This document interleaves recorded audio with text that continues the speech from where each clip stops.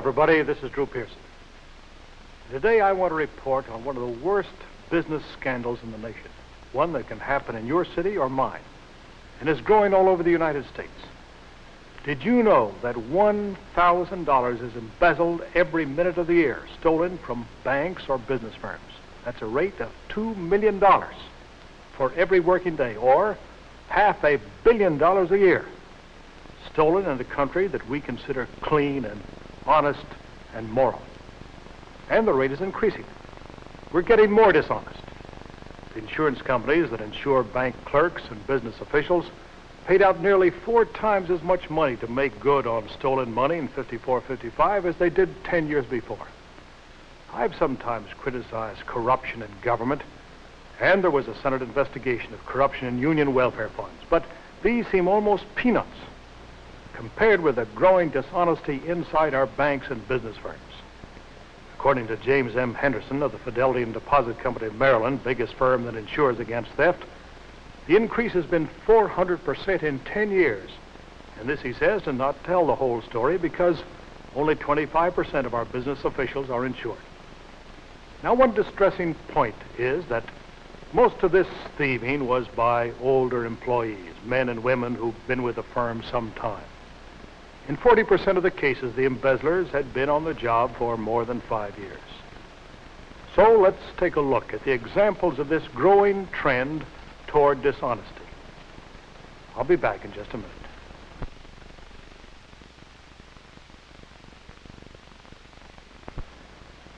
First, let's run over some of the concrete cases of business theft in the last year or so and see if we can find out the causes. In some cases, it'll be rather difficult, but let's do a laboratory analysis. First, here is Allison Sanger, vice president of the Brooks Banknote Company of Springfield, Mass., who killed himself, shot his wife, and stabbed his 2 children. His boy, only 9 years old. After Sanger had been caught stealing $60,000. His salary was over $25,000. He came from an old New England family, was a Boy Scout leader, a church member, had worked for his company 26 years, and suddenly he stole and went berserk. Nobody knew the reasons why. Now here's another case. Alexander P. Moran, 57 years old, stole $217,000 from the Manhattan State Hospital, where he was treasurer and where he took fees paid by patients. Moran had worked for the state of New York 20 years, had been taking money for 5 years. The reason was gambling. His salary after 20 years was $4,100. He loved to play the races, and he stole $217,000. And here's the strange case of a judge in Newark, New Jersey, who gave severe lectures on the evils of gambling, yet who gambled and stole himself. Judge James Palacia was paroled not long ago after embezzling $600,000 from the Columbus Trust Company, a bank owned by his family. He was vice president of the bank, but he played the races, rolled up big gambling debts, and stole to pay those debts. All this time, he was a police magistrate lecturing offenders on the evils of gambling. Then there was a case of a bank president down in Clio, Alabama, Royal Reynolds, who stole from his bank, took away the bank records, leaving this little Alabama town bankrupt and penniless. Farmers couldn't get money for seed. Merchants had no money for credit. The town was so paralyzed that they begged Reynolds to come back with the records, and all would be forgiven. Well, he did come back, sold his personal belongings to make up the $75,000 shortage, and he was forgiven. But no one ever knew why he suddenly went haywire. Then there was the case of John Calvin Seymour, teller of the Staten Island Bank, who stole $65,000 and secretly moved to Amherst, Ohio, where he lived a very quiet life with his wife and 3 children under the assumed name, and for 9 months he was there without being discovered. Finally, they caught him. He was sentenced to 8 years in jail. He'd been gambling on the races. Another bank teller of the Jamaica National Bank of Long Island, William Gravius, stole $46,000. 26 years old, salary $63 a week. He, too, had been playing the horses heavily. When he lost $26,000 at the races, he stole from the bank to pay off the bookmakers. Then there were 2 respectable small-town businessmen in West Virginia, John Manchin, who operated a large furniture and grocery store at Farmington, West Virginia, was arrested for a shortage of $520,000 from the First National Bank of Fairmont, West Virginia, along with Lee S. Ford, president of the Hammond Brick Company at nearby Grafton. Both men are married, have 4 children each, were pillars of their community, but for some strange reason, they arranged with a bank cashier to draw checks which were not recorded in the bank records to the tune of around $500,000. Now, up at Atlantic City, New Jersey, the vice president of the Boardwalk National Bank, Robert F. Johnstone, was arrested for embezzling $27,000. He'd worked for the bank 23 years, but for the last 4 years had systematically stolen from the till. The reasons? Social obligations, living beyond his means. Incidentally, Johnston was in charge of the bank's public relations, yet he couldn't seem to take care of his own. Then there was the strange case of a bank cashier in Union City, New Jersey, who staged a fake holdup in order to cover up the money he had stolen. Alan Trampler had taken $15,000 from the Commonwealth Trust Company where he worked, and when the auditors began a routine check, Trampler hired Joseph E. Coyle, an unemployed laborer, to stage a fake holdup. Well, it didn't work. It seldom does. Both were caught. Then there was the young teller for the Grace National Bank in New York City, Charles Nost, who rolled up a $37,000 shortage. 3 days later, he was arrested in Honolulu.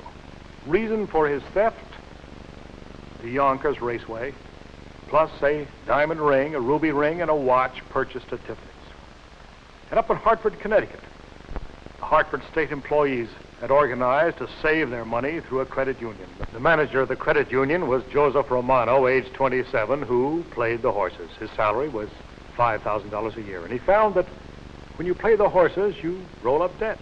So he put his hand in the till and took $31,000 from money belonging to state employees. Another case where gambling led to a man's downfall. Now, another man who stole other employees' money through a credit union was Joseph Reed, treasurer of the Russell and Irwin Employees Credit Union in New Britain, Connecticut. He confessed to stealing $150,000. When he came out of the courtroom, covering his face here on the right, he said, "I want to go to jail or wherever they want me to go."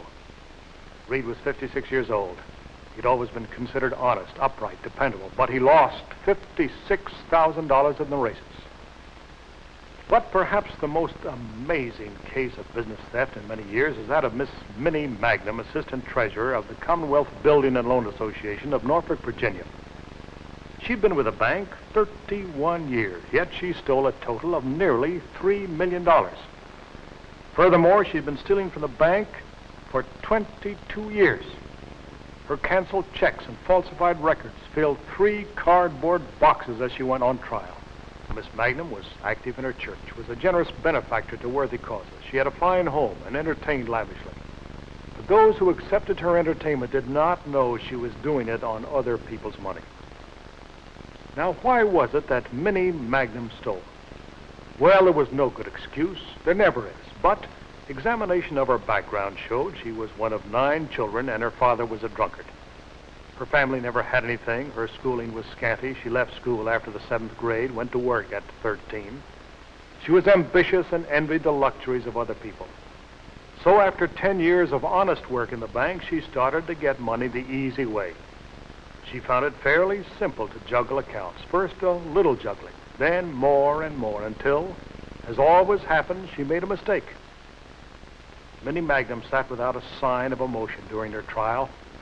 As the judge sentenced her to 20 years in jail, a single tear coursed down her cheek. Well, that's a tragic sample of our dishonesty among people selected for their honesty. It's not a roll call that I like to call. In a minute, I'll be back to discuss the reasons for this disease.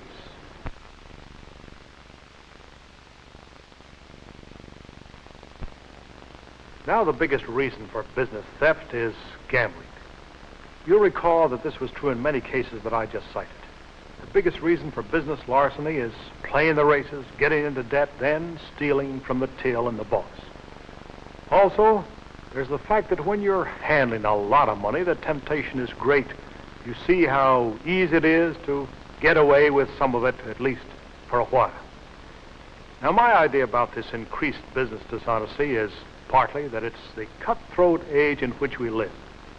An age when some businessmen slap each other on the back one day, then turn around and cut each other's business throat the next. It's an age of big claims, big demands, an age of Madison Avenue techniques.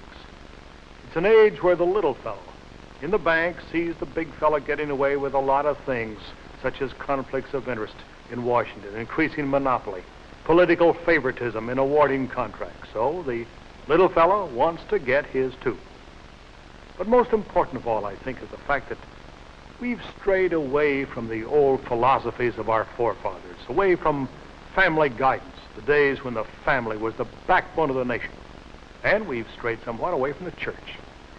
And a nation that has strayed from both the family and the church is a nation which must begin worrying about the problem of making democracy live.